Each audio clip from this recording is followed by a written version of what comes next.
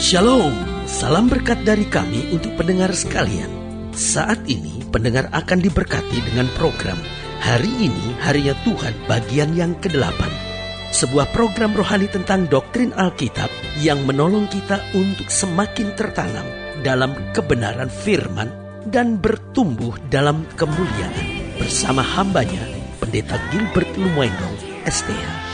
Banyak orang merasa doktrin Alkitab sebagai sesuatu yang membingungkan. Tetapi tahukah saudara bahwa doktrin Alkitab intinya adalah memahami Alkitab dengan benar, dengan pemahaman yang sistematis, sehingga kita terus dapat tertanam di dalam kebenaran firman, sehingga kita terus bertumbuh di dalam kemuliaan Allah.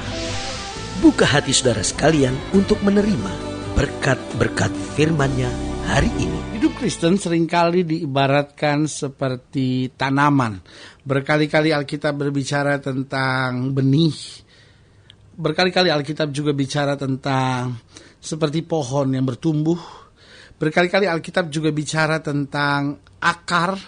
Bahkan dengan tegas juga Alkitab banyak berbicara seringkali tentang buah.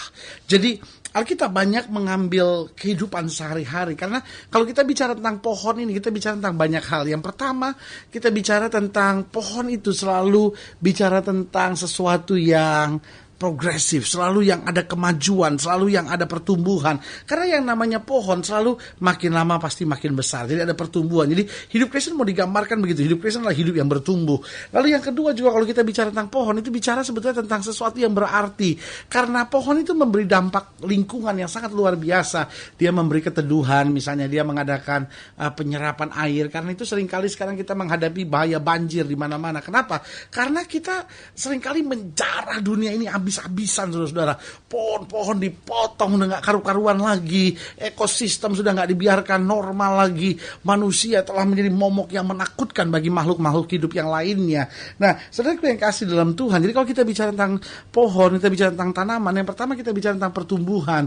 Lalu yang kedua kita bicara tentang manfaat. Bahwa hidup Kristen itu hidup yang berarti, hidup yang bermanfaat. Lalu yang ketiga yang kita pelajari, kalau kita bicara tentang pohon, itu sebetulnya bicara tentang keseharian, kehidupan. Karena setiap orang pasti pernah menjumpai pohon, atau bahkan pasti harus menjumpai pohon setiap hari dalam kehidupannya. Jadi saudaraku yang kasih dalam Tuhan, dari sini kita bisa lihat bahwa hidup Kristen itu hidup yang bertumbuh, hidup Kristen itu hidup yang berarti. Lalu hidup Kristen itu hidup yang dalam keseharian gitu, bukan hanya oh ya tapi kita kan sebagai orang percaya harus begini. Jadi akhirnya kita hidup dunia dengan hal-hal surgawi. Buat saya sederhana, hidup Kristen itu hidup keseharian yang nampak dalam keseharian hidup kita. Bukan berarti kalau kita berdoa saja atau pergi ke gereja saja, atau setiap hari kita harus haleluya puji Tuhan. Bukan hanya itu. Soal keseharian hidup kita yang menjadi berkat, keseharian hidup kita yang membawa damai, keseharian hidup kita yang membawa sukacita. Maka dimanapun kita berada, di situ kita menghadirkan kuasa Kristus. Haleluya. Nah, saudaraku yang kasih dalam Tuhan, selamat datang saya ucapkan untuk setiap pendengar sekalian dalam program kita hari ini Harinya Tuhan. Karena dalam program ini setiap kita akan kembali diingatkan untuk menjadikan firman Tuhan sebagai dasar keseharian hidup kita.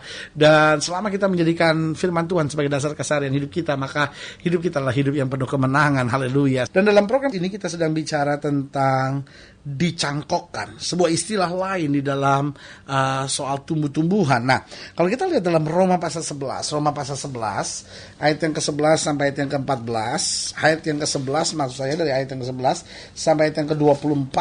Roma pasal 11 ayat 11 sampai 24, demikian firman Tuhan. Maka aku bertanya, adakah mereka tersandung dan harus jatuh? Sekali-kali tidak. Tetapi oleh pelanggaran mereka, keselamatan telah sampai kepada bangsa-bangsa lain, supaya membuat mereka cemburu.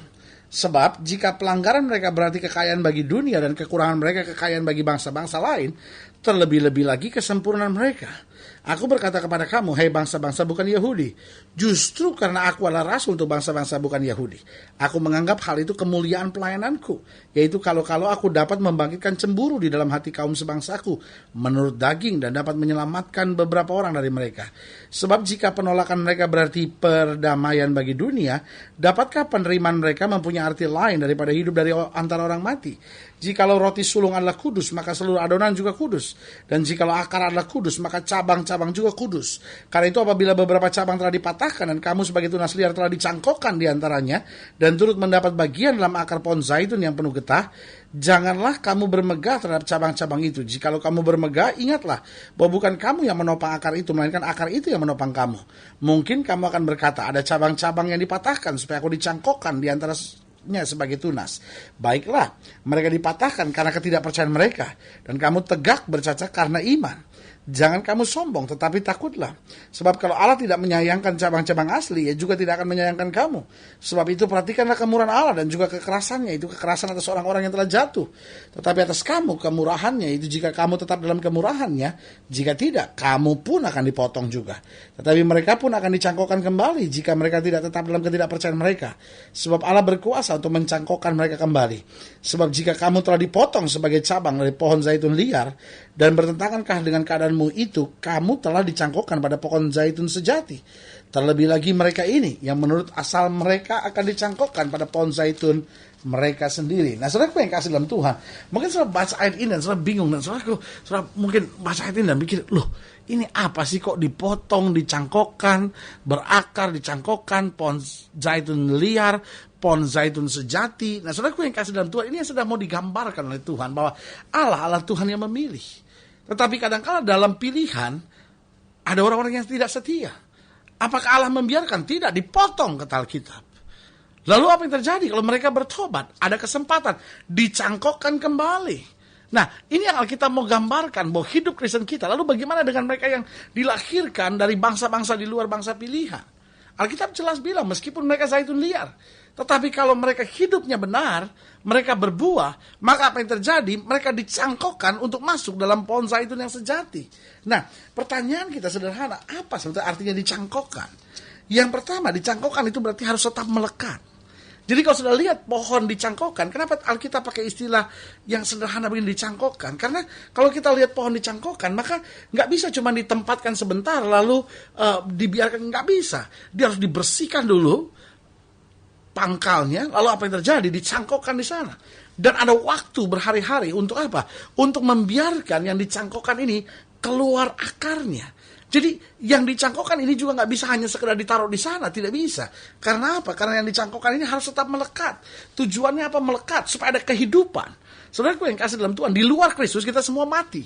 Di luar Kristus sebetulnya kita sedang berjalan menuju pada kebinasaan. Di luar Kristus sebetulnya kita sedang menuju pada kehancuran. Nah, kita dicangkokkan, tujuannya apa? Supaya ada kehidupan dalam hidup kita, ada kehidupan dalam rumah tangga kita. Mungkin ada saudara-saudara yang rumah tangganya sudah mati. Mungkin ada saudara-saudara yang masa mudanya sudah mati. Semangat saudara sudah mati. Sebagai hamba Allah, kembali saya mau ingatkan, kita harus dicangkokkan kepada Kristus. Sehingga apa? Kita melekat pada Dia. Dan karena kita melekat pada Dia, ada kehidupan, akar-akar keluar. Sehingga kita sudah mulai bisa mampu mendatangkan kehidupan kembali dalam segala hal yang sudah mati. Karena Alkitab bilang, pencuri itu datang hanya untuk mencuri, membunuh, dan membinasakan. Yang pertama, dia curi perhatian kita. Habis itu dia bunuh iman kita. Dia bunuh masa depan kita. Dia bunuh pengharapan kita. Sampai akhirnya dia binasakan hidup kita.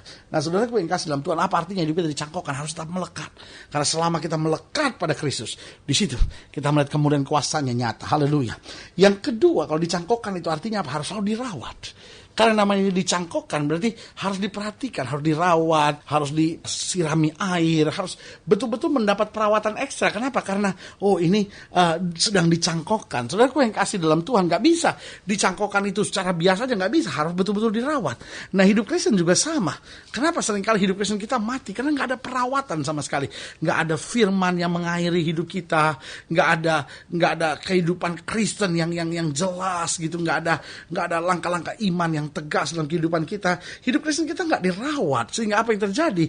Akhirnya betul kita percaya pada Kristus, betul hati kita mencintai Kristus lebih dari segalanya, tapi karena kita nggak cukup dirawat, saudara-saudara, akhirnya hidup Kristen kita mati seperti kayak pohon zaitun liar itu kata Alkitab. Mungkin hidup, tapi hidupnya nggak punya makna yang jelas. Jadi apa artinya dicangkokkan? Yang pertama, artinya kita harus tetap melekat. Yang kedua, kita harus selalu dirawat.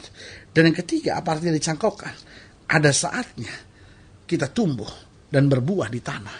Saudara gue yang kasih dalam Tuhan, kalau dicangkokkan kan itu enak, saudara-saudara. Kenapa? Karena kita mendapat makanan dari pangkalnya. Gak akan ada cacing di situ. nggak akan ada batu karang di situ. Tapi dengar baik, akarnya juga tidak akan bisa kuat di situ. Ada banyak hidup Kristen kan di situ mulainya. Waktu dia baru bertobat, seperti kayak baru dicangkokkan. Dia minta apa aja dapat. Wah, hidupnya kok penuh damai, penuh sukacita, penuh sejahtera. Tapi ada masanya, kita mau hidup Kristen, kita kanak-kanak begitu terus. Tapi Tuhan mulai pindahkan dan mulai ditaruh di tanah. Oh, sakit menghadapi batu sekarang. Bukan hanya menghadapi batu, waktu dicangkokkan. Oh, daun-daun di atas itu masih menjaga supaya tidak sinar matahari langsung. Tapi waktu ditaruh di tanah, sekarang menghadapi sinar matahari langsung, menghadapi batu-batu, cacing-cacing, saudara-saudara, akar yang masih kecil ini.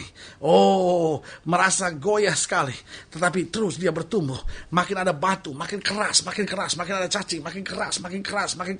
Menghadapi tanah yang keras, makin kuat, makin tertanam ke bawah. Sehingga akhirnya kemudian berbuah lebat. Saudara gue yang kasih dalam Tuhan, hidup Kristen kita dicangkokkan. Ada masa-masanya kita menerima segala sesuatu yang baik. Tapi ada masa-masanya kita ditanam di tanah. Menghadapi batu, menghadapi segala sesuatunya. Supaya akar kita lebih kuat, buah kita lebih lebat. Karena jika kita tetap dicangkokkan, maka kita gak akan bisa berbuah lebat. Saudaraku yang kasih dalam Tuhan, itulah hidup kita. Mengalami kemenangan bersama dengan Tuhan. Dan mampu menghadapi tantangan dengan sukacita. Haleluya. Kalau sudah ingin dilayani lebih jauh, hubungi kami melalui telepon, hubungi kami melalui surat, kunjungi website kami. Karena kami ada untuk membawa Bapak Ibu Saudara senantiasa lebih dekat pada Tuhan. Dan mengalami kasih kuasa mujizat yang luar biasa. Haleluya. Melalui program ini juga secara khusus saya mau berdoa buat setiap pendengar sekalian. Kalau ada pendengar sekalian yang ingin didoakan, saudara boleh taruh tangan kanan saudara di dada. Karena kita percaya bahwa bagi Allah tidak ada perkara yang mustahil. Dan kita doa, Bapa, hamba doa buat setiap pendengar sekalian. Mereka yang sedang sakit, mereka yang sedang berbeban berat. Hamba berdoa di dalam nama Yesus. Tuhan jamah, Tuhan pulihkan, Tuhan bangkitkan iman mereka. Tuhan kerjakan mujizat. Sehingga kami boleh dibangkitkan. Meskipun kami seringkali sebagai orang percaya dicangkokkan. Tapi ada saatnya kami bertumbuh berbuah lebat. Bagi kemuliaan nama Tuhan. Di dalam nama Yesus kami berdoa. Haleluya. Amin. Saudara gue yang kasih dalam Tuhan, kita sudah berdoa. Ingat, Allah tidak pernah lalai menepati janjinya. Inilah saatnya buat kita untuk bangkit bersemangat, bersukacita dalam menghadapi segala perkara. Karena kita tahu bahwa bersama Yesus kita cakap menanggung segala perkara. Doa saya menyertai saudara. Sampai berjumpa pada program berikut. Dan jangan lupa, jadikan hari ini harinya Tuhan. Haleluya.